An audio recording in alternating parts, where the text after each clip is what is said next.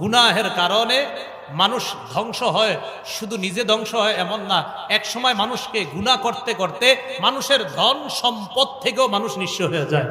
আল্লাহ সূরা কসসের মধ্যে বলেন ৭৬ থেকে ৮১ নম্বর আয়াত, কারুনকে আল্লাহ ধন সম্পদ দান করেছে, অহংকার করেছে। এক পর্যায়ে আল্লাহ বলেন ফাখাসাফনা বিহি ওয়া বিদারিহিল আরদ, আমি কারুনকে আর কারুনের ধন সম্পদ বাড়িঘর যা আছে সব মাটির নিচে দাফন করে দিলাম। আল্লাহ পাক রব্বুল আলামিন আমাদের সকলকে একটু একটু পরীক্ষা হবে। বলেন তো কয় গরম থেকে জাহান্নামের গরমের কথা মনে হয়? ১ নাম্বার, ২ নাম্বার জ্বর, ৩ নাম্বার আগুন। ৩ নাম্বার কি? আগুনের গরম। তো এই গরমের মৌসুমে আমরা কোনো গুনাহ করব না, বরং কবরের গরম আর জাহান্নামের গরমকে আমরা স্মরণ করব। এই স্মরণে আমরা দুনিয়া থেকে থেকেই যেন জাহান্নামের আগুন থেকে বেঁচে দুনিয়া থেকে থাকতেই যেন নিরাপত্তা নামাটা নিয়ে যেতে পারি। আল্লাহ তৌফিক দান করেন। ৪টা ৫টা 10টা 20টা সূরা যাদের মুখস্থ আছে এবং যারা হাফেজ, সবাই হাত তোলেন। সবার তো এরকম মুখস্থ আছে না? 3টা 4টা 5টা সূরা সবার মুখস্থ আছে না? তাহলে আবার হাফেজ সাহেব সবার আছে না মুখস্থ? ঘটনাচক্রে আপনাদের মধ্যে অনেকে আছেন 10টা সূরা মুখস্থ করার পর 8টা মুখস্থ আছে, 2টা ভুলে গেছে। আসেনি? খবর আছে? কি আছে? খবর আছে। গুনাহের 4 নাম্বার ক্ষতি কোরআন ভুলে যাওয়া। বলেন নাউজুবিল্লাহ। গুনাহের 4 নাম্বার ক্ষতি কি? ভুলে যাওয়া, কোরআন ভুলে যাওয়া। সহিহ বুখারীর 5033 নম্বর হাদিসের বর্ণনা, قال رسول الله صلى الله عليه وسلم تعاهدوا القرآن, নবীজি বলেন তোমরা নিয়মিত কোরআন চর্চা অব্যাহত রাখবে, নিয়মিত কোরআন চর্চা করবা। فوالذي نفسي بيده له أشد تفصيا من الإبل في عقلها, রাসূলুল্লাহ সাল্লাল্লাহু আলাইহি সাল্লাম বলেন একটা উটের বাঁধন খুলে দিলে এই বাঁধনহারা ওটটা যত দ্রুত পালিয়ে যাবে, তুমি কোরআন শিখার পর যদি চর্চা অব্যাহত না রাখো, কোরআন ওই ওটের চেয়ে আরো দ্রুত গতিতে তোমার থেকে পালিয়ে যাবে। তাহলে কোরআন শিখার পর চর্চা না করাটাই গুনাহ, আর এই গুনাহের কারণে কোরআন ভুলে যাবেন। হ্যাঁ, আপনি পড়েন, ডেলি নিয়মিত চর্চা করেন, কিন্তু তারপরেও ভুলে যান, এটার জন্য আল্লাহ আপনাকে পাকড়াও করবে না। কিন্তু চর্চার অভাবে যদি ভুলেন তাহলে পাকড়াও করবে। একটা হলো চর্চা করে আর একটা চর্চা করে না। চর্চা করার পরেও ভুলে গেলে আল্লাহ এটা আপনাকে মাফ করবে না, আমার বান্দা চেষ্টা করছে ভুলে যায়। আরেকটা হলো আপনি 15 হেফজ করছেন, তো পড়ার পরে আর চর্চা করেন না। সাবধান, চর্চা করতে হবে, না হয় আল্লাহর সামনে দাঁড়ানোর জন্য তৈরি থাকেন। আবুল আলিয়া রহমতুল্লাহি আলাইহি কিতাবুজ যুহদ, এই কিতাবের 1 নম্বর খণ্ড 304 নম্বর পৃষ্ঠার মধ্যে আসছে, তিনি বলেন কুন্না নাউদ্দু মিন আযমিজ যুনুব আইয়াতাআল্লামা আর-রাজুলুল কুরআন ফায়ানামু আনহু হাত্তা ইয়ানসা। ভাই মেহেরবানি করে এই জায়গার বাংলাটা মন দিয়ে শোনেন। আবুল আলিয়া রহমতুল্লাহি আলাইহি বলেন, ভাই আমরা আমাদের যুগে সবচেয়ে বড় অপরাধ মনে করতাম কোনটাকে জানো? কোন ব্যক্তি কোরআন শিখার পর অলসতার কারণে, চর্চার অভাবে কোরআনের কিছু অংশ শিখছে, শিখার পরে আর চর্চা করে নাই, এই চর্চার অভাবে সে কোরআনটা ভুলে গেছে। এক পর্যায়ে চর্চা না করতে করতে কোরআন ভুলে গেছে, 10টা সূরা শিখছিল 5টা ভুলে গেছে, হাফেজ হয়েছিল, এখন আর তার 20 পারা মুখস্থ নাই। চর্চার অভাবে যেই ব্যক্তি এইভাবে কোরআন ভুলে যাইতো, আমাদের যুগে আমরা এটাকে সবচেয়ে বড় অপরাধ হিসাবে গণ্য করতাম। কোরআন ভুলে যাওয়া সবচেয়ে বড় অপরাধ। বলেন কোরআন ভুলে যাওয়া সবচেয়ে বড় অপরাধ। এ হলো গুনাহের 4 নাম্বার ক্ষতি। গুনাহের 5 নাম্বার ক্ষতি, গুনাহ করলে অন্তর শক্ত হয়ে যায়, অন্তর মরে যায়। বলেন গুনাহ করলে অন্তর কি হয়ে যায়? শক্ত হয়ে যায়, অন্তর মরে যায়। সূরা জুমার 22 নম্বর আয়াতে আল্লাহ বলেন ফাওয়াইলুল লিল কাসিয়াতি কুলুবুহুম মিন যিকরিল্লাহ, ওই কলবের জন্য ধ্বংস, ওই মানুষগুলোর জন্য ধ্বংস যাদের অন্তর আল্লাহর জিকির শূন্য হওয়ার কারণে শক্ত হয়ে গেছে। যাদের অন্তরগুলা আল্লাহর জিকির শূন্য হওয়ার কারণে শক্ত হয়ে গেছে, তাদের জন্য ধ্বংস। গুনাহের 6 নাম্বার ক্ষতি, গুনাহের কারণে মানুষ হালাল রিজিক থেকে বঞ্চিত হয়। বলেন গুনাহের কারণে কি থেকে বঞ্চিত হয়? হালাল রিজিক থেকে। ইবনে মাজাহ 2144 নাম্বার হাদিস, রাসূলুল্লাহ সাল্লাল্লাহু আলাইহি সাল্লাম বলেন আইয়ুহান নাস, হে মানুষ, ইত্তাকুল্লাহ, আল্লাহকে ভয় করো, ওয়া আজমিলু ফিত তালাব, তোমরা রিজিক তালাশ করো সুন্দর পন্থায়। বলেন কি পন্থায়?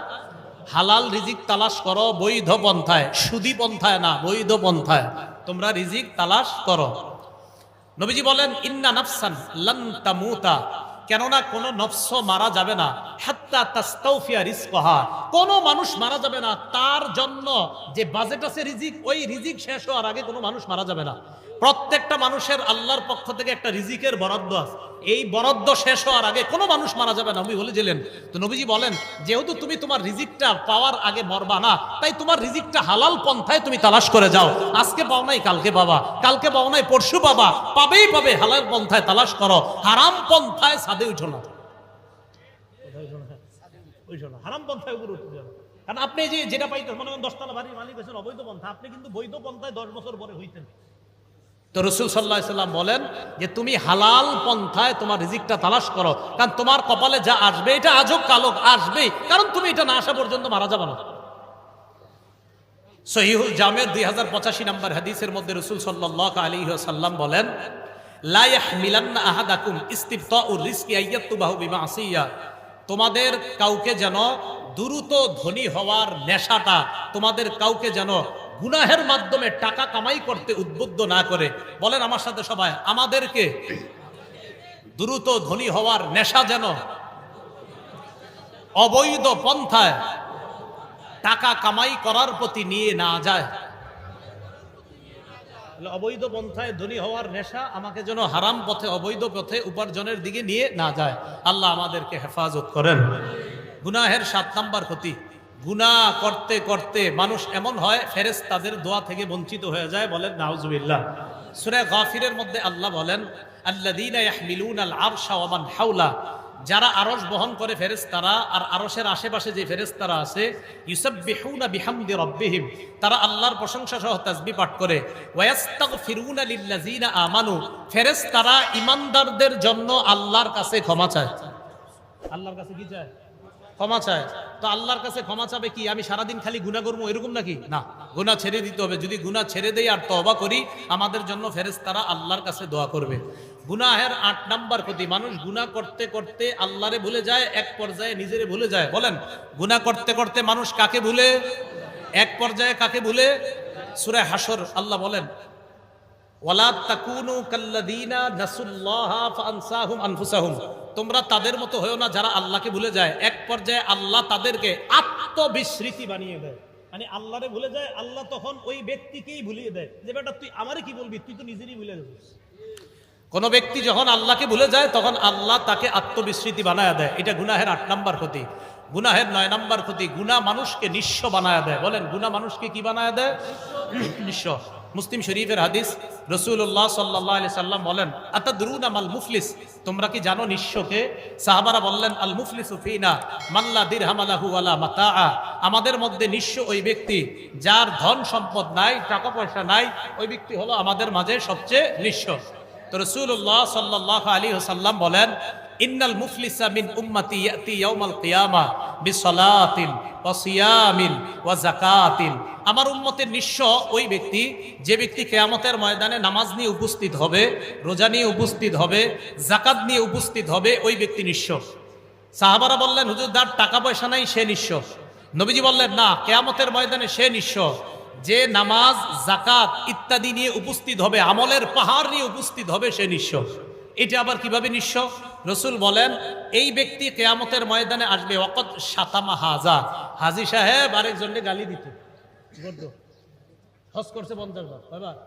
খালি মানুষে গালি দিত। ওয়াকাদ শাতামা হাজা, আরেকজনকে গালি দিত। ওয়াকাযাফা হাজা, আরেকজনের উপর খালি ঢিল ছুঁড়ে মারতো। মানে হাজী সাহেব মানে হজ করছেন আপনি 60 বার, কিন্তু আরেকজনেরটা কেমনে মারবেন সারাদিন এই ধান্দা। ও দরবা হাজা, আরেকজনে প্রহার করলেন। ও সাফাকা দামা হাজা, আরেকজনের রক্তপাত ঘটাইলেন। ও আকালা মালা হাজা, আপনি আরেকজনের সম্পদ অন্যায়ভাবে ভক্ষণ করলেন। কিয়ামতের ময়দানে সব পাওনাদাররা আসবে, আসার পর ফায়ুতু হাদা মিন হাসানাতি ওয়া ইউতু মিন হাসানাতি, অমুককে তার নেক দেওয়া হবে, অমুককে তার নেক দেওয়া হবে। হাত্তা ইদা ফানিয়াত হাসানাতু, এক পর্যায়ে যখন তার নেকিগুলা শেষ হয়ে যাবে, উখিযা মিন খাতায়াহুম, তখন তাদের গুনাহগুলা, মানে যারা পাওনাদার, এই পাওনাদারদের গুনাহগুলা তাদের থেকে আনা হবে।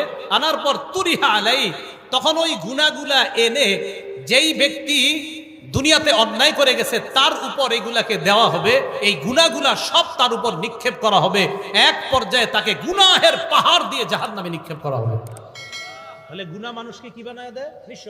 এই যে আমলের এত পাহাড় নিয়ে গেলেন, নিঃস্ব হয়ে গেলেন। তো গুনাহ মানুষকে নিঃস্ব বানায় দেয়। সর্বশেষ কথা, গুনাহের কারণে মানুষ ধ্বংস হয়, শুধু নিজে ধ্বংস হয় এমন না, এক সময় মানুষকে গুনাহ করতে করতে মানুষের ধন সম্পদ থেকেও মানুষ নিঃস্ব হয়ে যায়। আল্লাহ সূরা কসসের মধ্যে বলেন ৭৬ থেকে ৮১ নম্বর আয়াত, কারুনকে আল্লাহ ধন সম্পদ দান করেছে, অহংকার করেছে। এক পর্যায়ে আল্লাহ বলেন ফাখাসাফনা বিহি ওয়া বিদারিহিল আরদ, আমি কারুনকে আর কারুনের ধন সম্পদ বাড়িঘর যা আছে সব মাটির নিচে দাফন করে দিলাম। আল্লাহ পাক রব্বুল আলামিন আমাদের সকলকে একটু একটু পরীক্ষা হবে। বলেন তো কয় গরম থেকে জাহান্নামের গরমের কথা মনে হয়? ১ নাম্বার, ২ নাম্বার জ্বর, ৩ নাম্বার আগুন। ৩ নাম্বার কি? আগুনের গরম। তো এই গরমের মৌসুমে আমরা কোনো গুনাহ করব না, বরং কবরের গরম আর জাহান্নামের গরমকে আমরা স্মরণ করব। এই স্মরণে আমরা দুনিয়া থেকে থেকেই যেন জাহান্নামের আগুন থেকে বেঁচে দুনিয়া থেকে থাকতেই যেন নিরাপত্তা নামাটা নিয়ে যেতে পারি। আল্লাহ তৌফিক দান করেন।